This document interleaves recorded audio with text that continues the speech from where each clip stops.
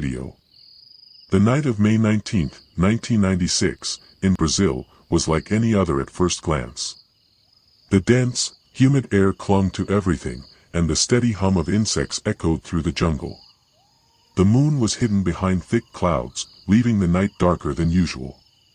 The road was empty, save for the occasional rustle in the trees.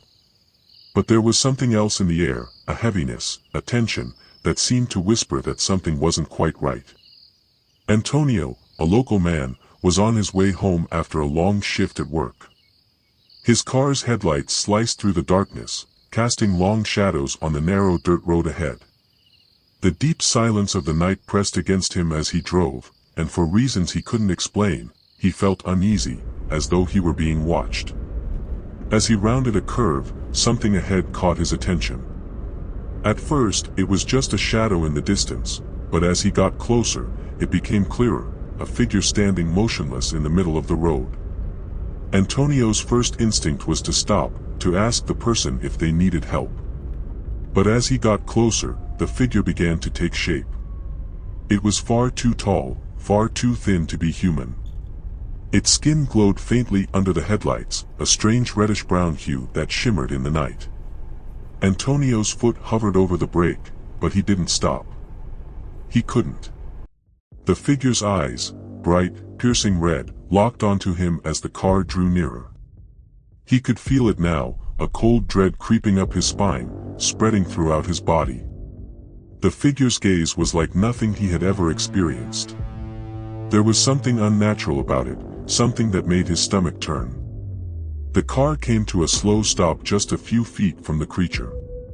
Antonio's heart pounded in his chest, his breath shallow, and his hands gripped the steering wheel so tightly his knuckles turned white.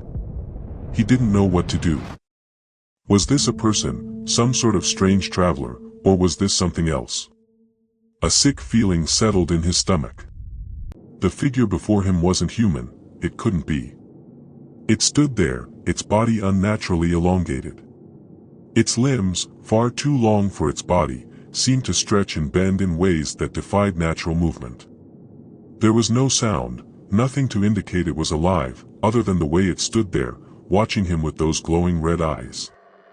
Its skin shimmered like liquid, reflecting the dim light of his headlights, and there was something deeply unsettling about the way it moved. It didn't walk.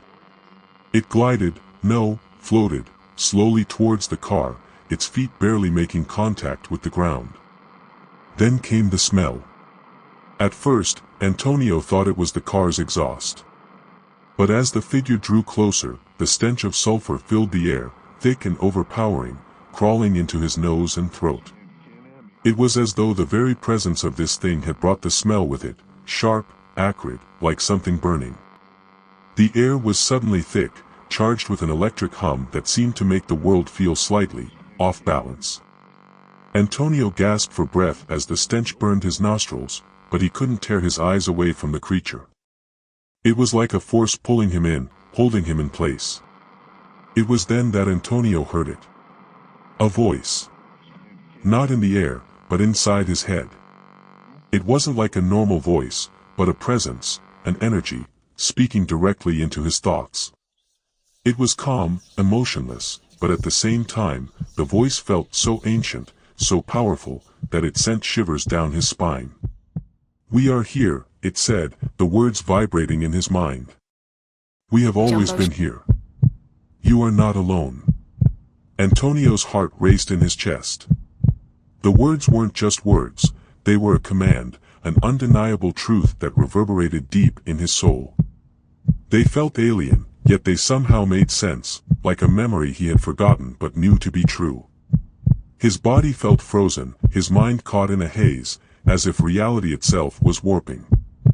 For a moment, Antonio couldn't breathe. He tried to speak, to scream, but no sound came out.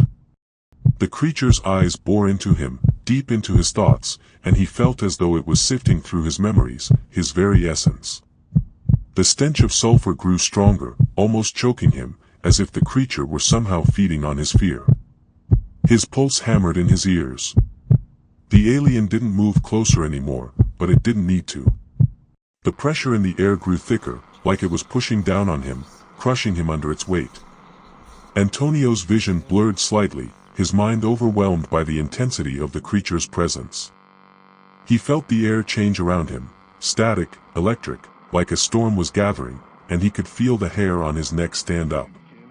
And then, as quickly as it had come, the tension snapped. Antonio's instincts took over. With a violent jolt, he slammed his foot on the gas pedal, the car lurching forward.